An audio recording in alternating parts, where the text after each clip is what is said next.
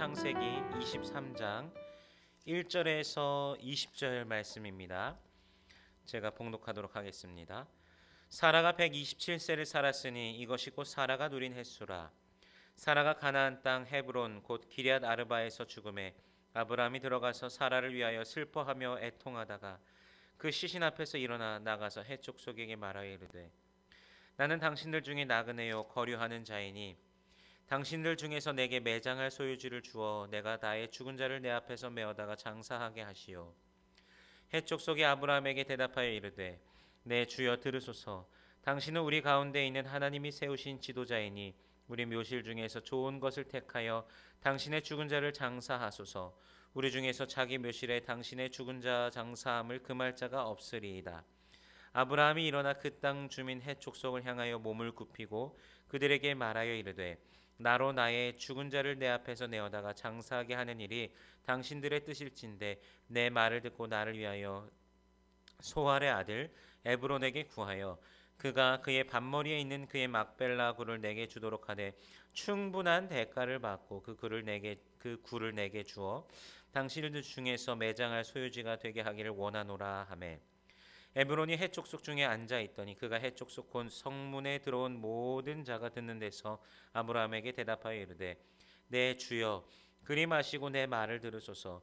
내가 그 밭을 당신에게 드리고 그 속의 굴도 내가 당신에게 드리되 내가 내 동족 앞에서 당신에게 드리오니 당신의 죽은 자를 장사하소서.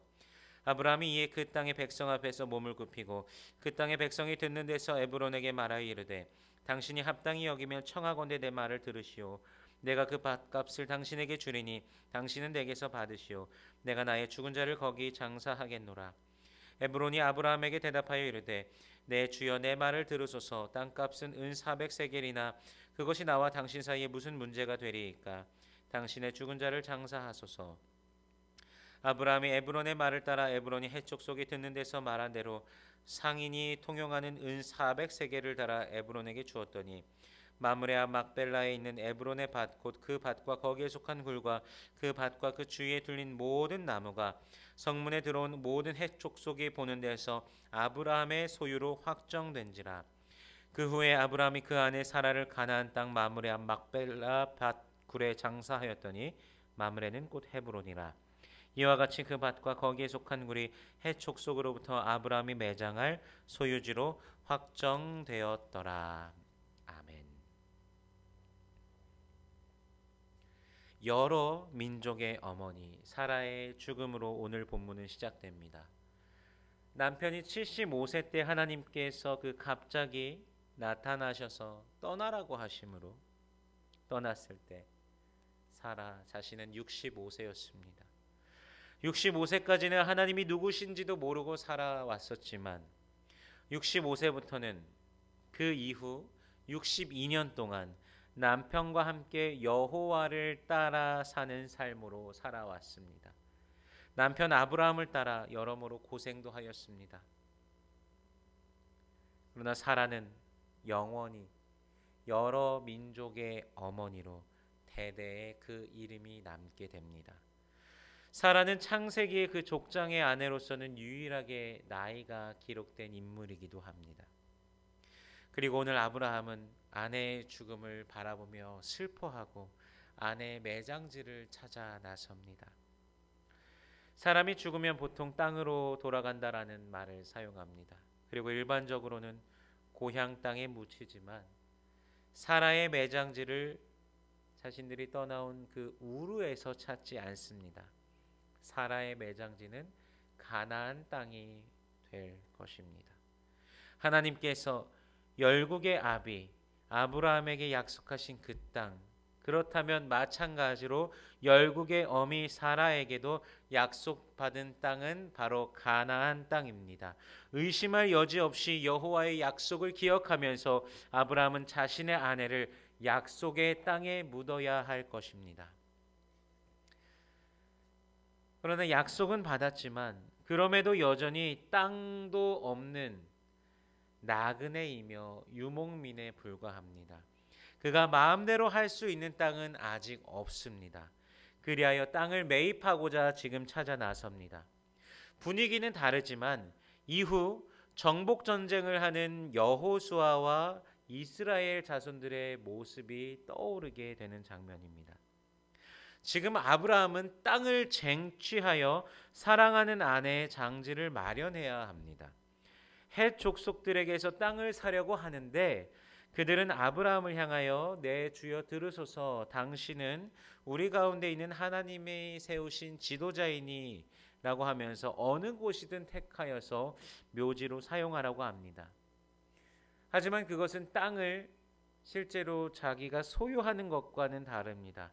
그저 잠시 사용하는 것이지 땅 자체가 아브라함의 것이 완전히 되는 것이 아니기 때문에 지금 아브라함을 높이면서 대화하고 있는 헷 족속들을, 헷 사람들에게 지금 아브라함이 자신을 낮추면서 절을 하면서 부탁하기를, 땅 주인인 에브론이 막벨라 굴을 파는데 주선해달라 이렇게 부탁을 합니다. 마침 에브론이 사람들 중에 있었습니다. 아마 상황을 지켜보고 있었던 것 같습니다. 에브론은 그냥 드릴 테니 돌아가신 부인을 안장하시기 바랍니다 이렇게 말합니다. 그러나 다시 한번 아브라함은 큰 절을 하면서 밭값을 지불할 터이니 꼭 판매해 달라고 합니다. 그러자 에브론은 땅값이 은 400세겔, 즉 은 4.5kg 정도 되는 가격이지만 둘 사이의 거래가 무엇이 중요하냐, 그냥 가져가라 이렇게 말합니다. 이 말을 듣고 아브라함은 바로 정확하게 그 상인들이 통용하는 그 저울, 그 무게로 은 400세겔을 달아서 에브론에게 주고 막벨라의 에브론의 밭, 그 안에 있는 굴, 경계 안의 모든 나무, 이 모든 것이 아브라함의 소유가 됩니다. 이 모든 거래는 모든 헷사람이 보는 가운데 이루어졌습니다.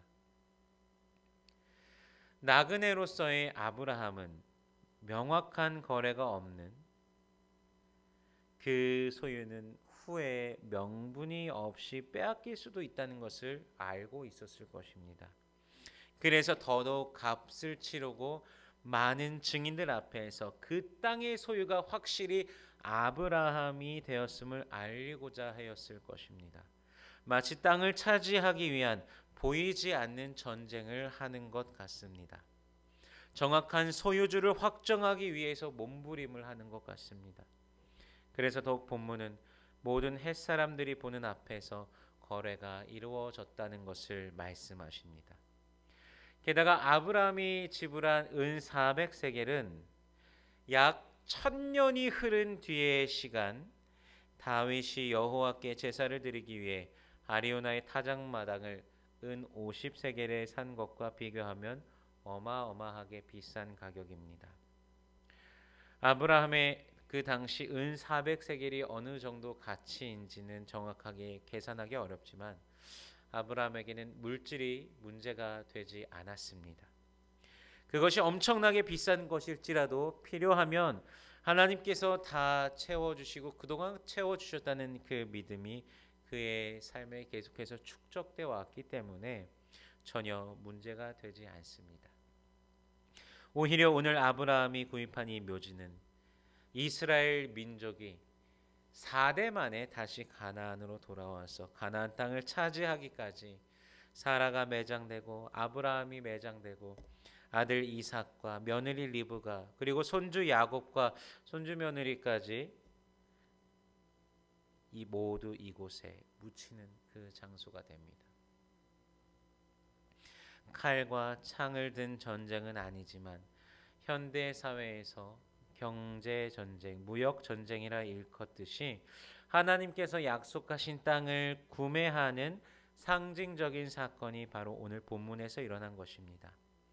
그리고 헤브론은 이 땅 헤브론이요, 이후 여호와께 온전히 순종한 갈렙에 의하여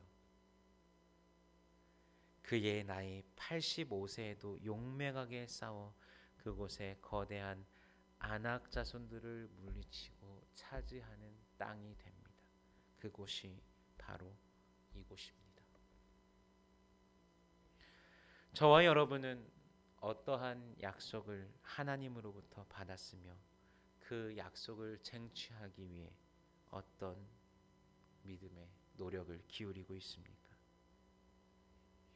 우리는 믿는 자에게 주어지는 그 구원이 우리에게 주어져 있습니다. 천국이 약속되어 있는 자들입니다. 천국을 소유한 자로서 매일 선한 싸움을 싸우며 살아가고 있습니까?